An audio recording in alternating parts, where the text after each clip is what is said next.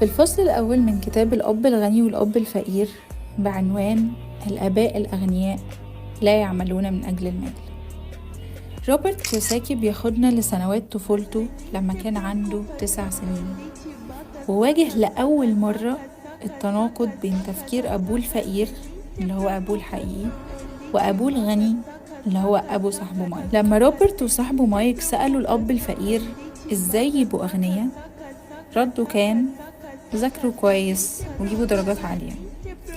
بس الأب الغني بقى قال لهم جملة غيرت تفكيرهم. إيه هي بقى؟ الأغنياء لا يعملون من أجل المال. تخيل إيه الجملة دي معناها؟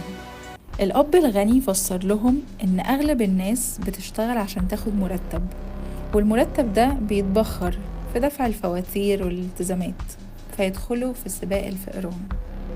يعني يشتغل أكتر عشان ياخد فلوس أكتر، والفلوس الكتير دي تخلي التزاماته تزيد، فيضطر يشتغل أكتر وأكتر وأكتر، دايرة تنتهي. الفكرة الأساسية اللي الأب الغني عايز يوصلها هي إنك لازم تتعلم إزاي تخلي الفلوس تشتغل عشانك، مش إنت اللي تجري وراها.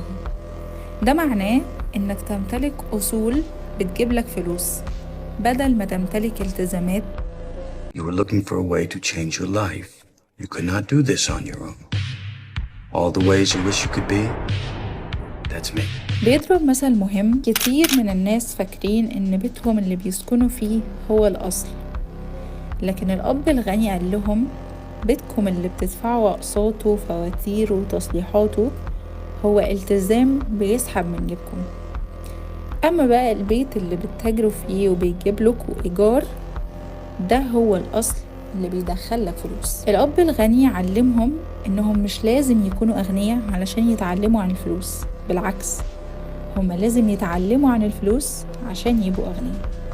ده بيخلينا نسأل نفسنا، يا ترى احنا بنشتغل عشان نجيب فلوس بس، ولا بنفكر ازاي الفلوس دي هي اللي بتجيب لنا فلوس أكتر؟ في الفصل ده روبرت بيحط أول حجر أساس في رحلتك للوعي المالي، إنك تكسر دايرة العمل مقابل المال، وتبدأ تفهم الفرق بين الأصول والالتزامات. لازم اشتغل اي حاجه، اشيل زلط بقى، امسح عربيات في اشارات، اي شغلانه